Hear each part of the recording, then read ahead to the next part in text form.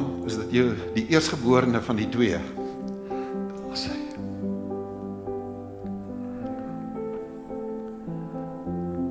Anke Broederyk, ek doop jou in die naam van die Vader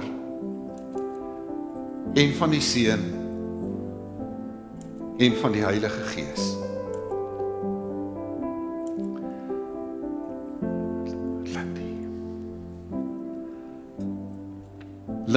Lindy Broederyk, ek doop jou in die naam van die Vader en van die Seun en van die Heilige Gees. Liewe gemeente, geef hulle 'n lekker handeklap.